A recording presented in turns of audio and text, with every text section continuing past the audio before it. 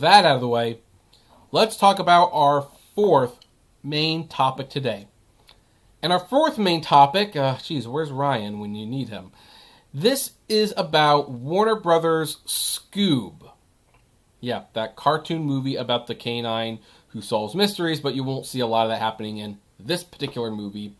We gotta talk about it very, very briefly, because Scoob was one of the movies that was going to go to theaters. It had like a theatrical distribution plan. In fact, it had these really cool stands in the theaters that people loved taking pictures in front of. So the marketing was there for Scoob to be at least a modest hit in theaters. But because of the C virus, Warner Brothers decided to bring the movie straight to digital, like with Trolls World Tour. Now, Trolls World Tour made an unexpected amount of money in digital.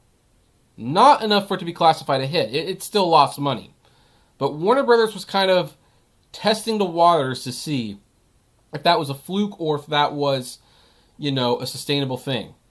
And today we got word that the movie is getting an early HBO Max release. So this is basically a press release, but ahead of the film's Blu-ray and DVD release this coming July, HBO Max has announced that Warner Brothers' latest animated film, Scoob, will now be available for streaming on HBO Max starting on Friday, June 26th, so this Friday.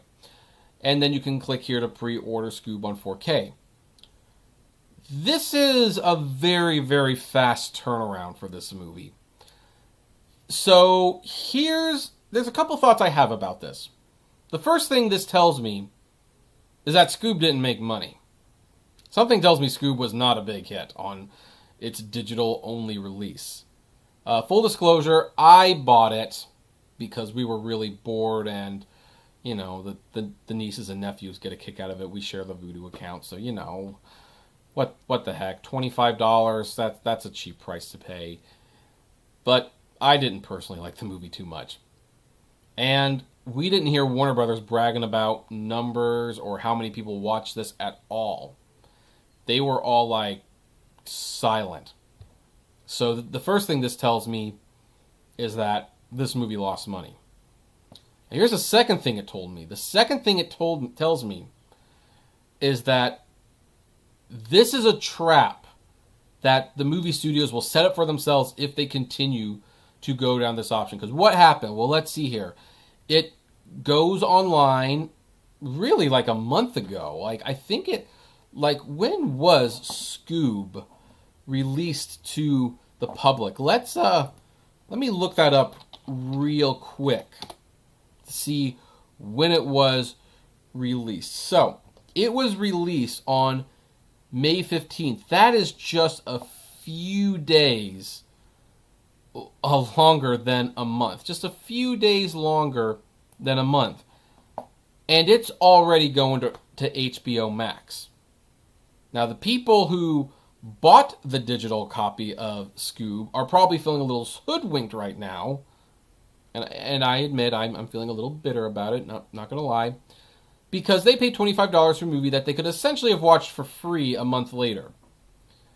And this is a trap that the movie studios do not want to get into. Because it was said that, hey, during this virus, it's going to kill the theaters, it's going to speed up the process to direct-to-consumer right away. But the thing is, direct-to-consumer is particularly not very profitable. It's still finding its legs.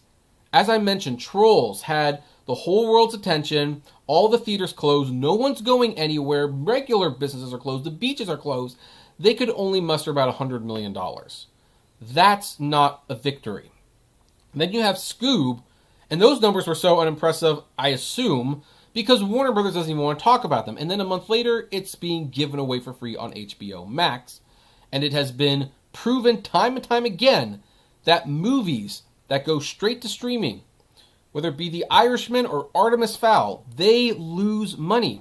There's no money to be made there. And it's even hard to gauge whether or not that movie is even selling the Disney Plus subscription or the Netflix subscription, or if people are just watching because, it's there. Although I will say on a side note, I considered making this one of the topics. I decided against it. The fact that Disney took away their free 7-day trial just before the Hamilton production dropped on the service that might be a way to test whether or not that thing sells them subscriptions. And in fact, I actually might make a separate video now that I think about it, but that won't be for today's episode. So the danger that movie studios have is, okay, you cut out the movie theaters. You skip them altogether. Well, you're cutting off one source of revenue already. You send them straight to digital. Well, Warner Brothers has now made an example and set a standard that, hey, if you wait just a little bit longer, if you wait like a month or so, you can watch it pretty much for free on HBO Max. And people will not buy it as often. It will be another revenue loss. There is value in making people wait for things. I know consumers don't want to hear it. They want it now, and they want it, a lot of it. But here's the thing.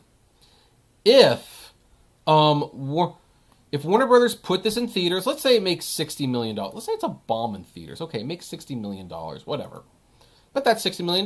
Then they send it to digital and Blu-ray. Maybe they make another $200 million off the sales. Okay, that's another $200 million. And then after all those options are exercised, then they put it onto HBO Max, where the people who, lollygag and maybe they aren't interested in paying to see Scoob, well, now they can watch it. And some people might even say, okay, the very, very, very few people might say, all right, I'll subscribe to HBO Max for a month, watch the movie that I want to watch, and then I'll get a bunch of other stuff with the subscription. You do that, and you have effectively 3 methods of income for this movie. But you cut the theaters out, that's cutting one source of income out. And then everything's going digital. Well, now you are making it so that the windows are shortened. Less people are going to buy digital. So look, I know some people say that the movie theaters are outdated, but I believe the relationship is symbiotic. I believe the studios and the theaters are good for each other, and I believe making people wait ultimately results in more money. Again, I'm pretty sure one of the reasons they're doing this early is they're putting Scoob on HBO Max early is because I don't think this thing made a lot of money. I haven't heard anyone brag about the results, and that's one of the nice things when you go all digital. Like, if it's a flop, no one really knows. You just don't talk about it. But I do think that putting it on HBO Max early, that makes people who bought it digitally suspicious about buying a premiere home release digitally again. And it undercuts, heck, this even undercuts like the sales of the DVD and Blu-ray. Like, that just completely undercuts it. So I don't know. I'm thinking this was like Warner Brothers has taken a bath on this one, because this does not make sense to me on why they would do this. But maybe I'm wrong. Maybe you read something different about this. What do you read from this? I would love to know. Comment below. Like, favorite, share, subscribe. And as always, flame responsibly. Have a good one.